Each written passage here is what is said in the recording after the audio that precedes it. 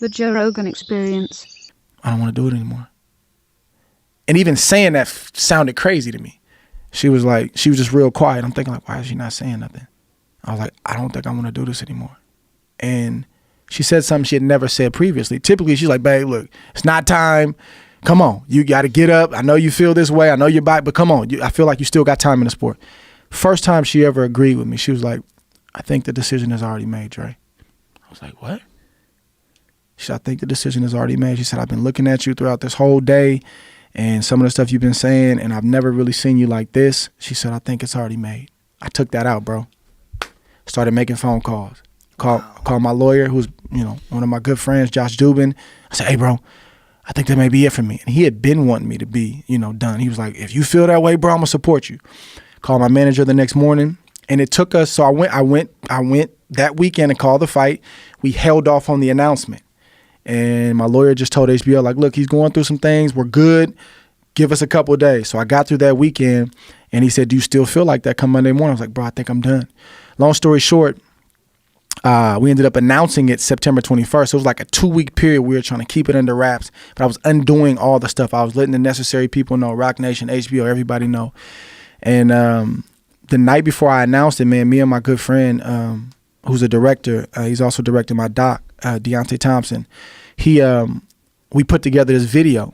It was like a legacy video where I had my young son, my middle son, and my oldest son, and those were like, that was me at that point in time in my career. And we did this whole video that I was going to announce my retirement with. And I actually have the doc that I'm working on right now is about this. Like, why did the best fighter of the world at that time walk away from the sport on top? Shot that video out, man, the day of my retirement, bro, and the response was just overwhelming. It was overwhelming. Like, I just couldn't believe the amount of people that were reaching out, and it was like good and bad. Like, it was good because I was getting support, but it felt like somebody died. Like, I felt like I died, bro.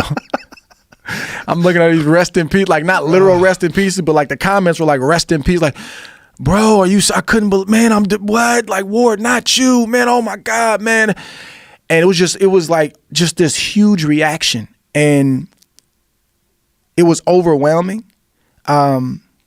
And in the 2 years that followed, like I said at the beginning of this podcast, harder than I thought it was going to be. One of the hardest, if not the hardest thing I've ever had to do, and still, like, I still have to do. Like, it's a daily decision to be like, I'm not doing it no more. But one of the most rewarding, man. And it was a necessary evil. And I hope that one day, man, the young guys can look up one day and say, man, I'm going to do the Andre Ward. I'm done. No, I mean, so I've proposed in my previous book that we each have an anxiety set point. That that let's say you're worried about something, and all of a sudden that gets resolved. Whew, that just makes room for the next thing to worry with. So we each kind of fill that void because our brain is we've developed a brain that has a certain kind of set point for everything it's doing. And that just makes room for, to fill that up. If you're an anxious person, you probably will always be somewhat anxious. So there's no magic bullet that's going to take that out. What you have to do is attack the process from knowledge of how it all works. And that requires that we have a more sophisticated understanding than is possible from simply observing behavior, because behavior does not tell you necessarily what's on the mind. Behavior tells you how the brain has responded. But, just to go back to the fear threat example, when, let's say I bring you into the laboratory, show you a picture of something like a blue square. My colleague Liz Phelps, who used to be at NYU, is now at Harvard, did experiments like this. And every time the blue square would come on, the person would get a mild shock to their finger. And so then she would present the blue square subliminally. That means, really quickly with something that follows it that kind of masks it. And that prevents the information from getting into the conscious mind. And so the person said, I didn't see anything. But if you put the person in an imaging machine, fMRI, and image what's happening, that stimulus, that threat, the blue square gets to the amygdala, turns it on, heart begins to race, palms are sweating, but the person has no fear.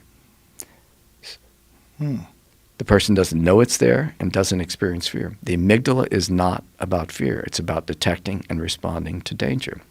In order to be afraid, that has to reach your conscious mind so that you can experience it as a state of this autonoetic consciousness that we're talking about, a self-involved consciousness. That's hard for people to separate. Yeah. Well, the idea that there's a physical response, but that your mind's unaware of it. Right. But when you understand that, that's why you come to understand that's why the medications are not working. They're targeted to work on these underlying systems in rats or mice, but that's not where we are experiencing our anxiety. And then he just starts pointing at his face, and then all his friends around him are pointing at him, and the whole place was just staring and waiting and watching and wondering what the hell's going to happen.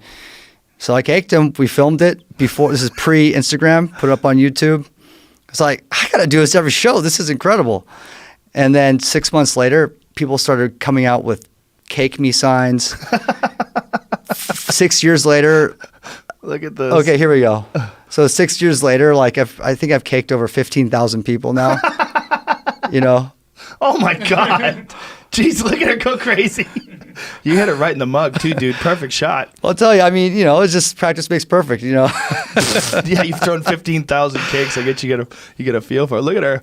She's dancing. Yeah. Wiping it up. Let me see one more time. This is like, that was ultra. Boom! Oh my goodness. We have a cake rider. We have very specific cakes at our, you know, at our show. You have it's like a special Aoki cake. What is in it?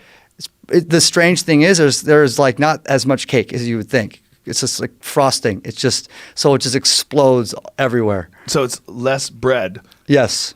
Just So like less carbs, more sugar. Like if you're diabetic, just get out of the front row, please. what a crazy thing for people to enjoy too. Getting Yeah. caked in the face. Yeah, That lady but- was having a good fucking time. That's the most important thing at the end of the day is like Look my at this shows. cake me with a bullseye. Okay, this is very normal for me to see.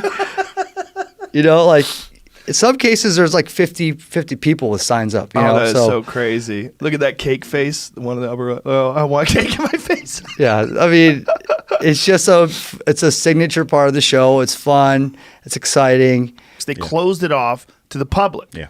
It had got 0% on Rotten Tomatoes. Mm-hmm. They then opened it to the public, and it got 99%. Of course. If that doesn't show a crazy disparity between, first of all, the idea that you're going to suppress it. Like you're going to say it's 0%, so no one's going to watch it, and we're going to shut Dave Chappelle down. He's canceled. Fuck him. But people love him. You can't cancel someone who doesn't care, man. Well, you can't cancel Dave Chappelle. No, you can't. But on top of that,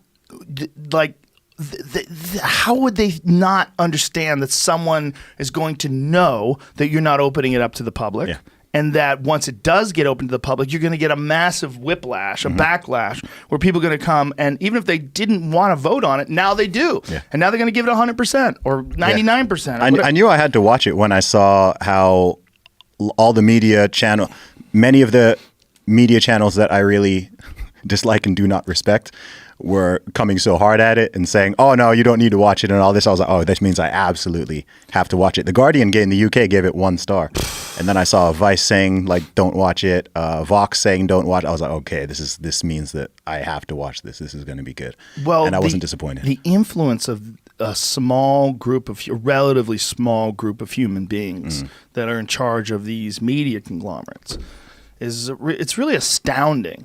And that it's not just opinion, right? It's like they're trying to get people to behave and think the way they do. It's not activism. just it is activism. Yeah. And it's also undisguised activism. It's very transparent activism. It's in opposed to journalism. I really wish there was a place where we could go where we can get 100% unbiased information and news. Yeah. And we can get an honest perspective of both sides.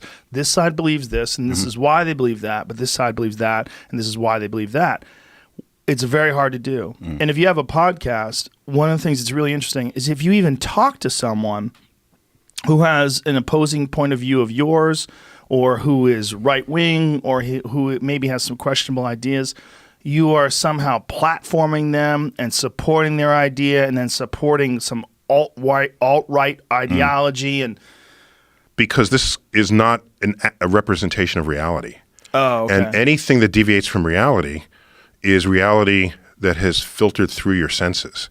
And I think art at its highest is exactly that. If this was an exact depiction of reality, it would be a photograph, and I don't need the artist. Okay. So even photographs that take you to a slightly other kind of dimension as you gaze upon them, it's more than what was actually going on at the time. And that's art taken to the craft of photography. That's why you like it? That's one of the reasons why. Plus, I think it was the very first painting where its title is the background. Think about that. This could have been called, in the full painting, obviously this is a snippet. town. Yeah. So there's a town there, there's a cypress tree, there's a church steeple. It could have been called Cypress Tree. It could have been called Sleepy Village.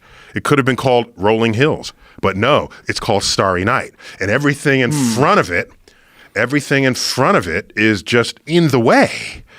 And how often do you paint something where the title is the background? That's my point. And in this particular case, the background is the universe. And so for me, this was a pivot point in art. And it's 1889, which is recent given the history of paintings and, that go all the way back. So yeah, there it is. Is that your favorite painting ever?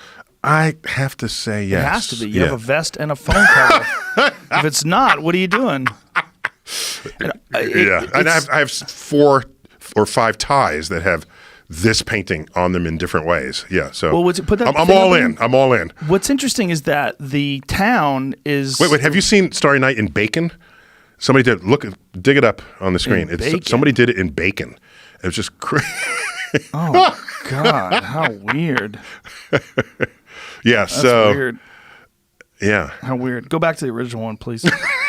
What's interesting about the original one is that the town is realistically depicted. The trees are recognizable as trees. If you ever saw a sky that looked like that, the end would be here. Yeah, exactly. Those Plus, are that end swirling times. is Yeah. not wind and it's not clouds, because if it was clouds, you wouldn't see the stars. Right. What is it? It's how he felt. That's all I can tell you. By the way, that is a real evening. So it's not even the evening, it's early morning. The crescent moon, when it's that orientation, means this is before sunrise. And that white object lower on the horizon, that's sort of glowy, that's very likely Venus. And that enables us to trace over what set of weeks this painting was actually painted.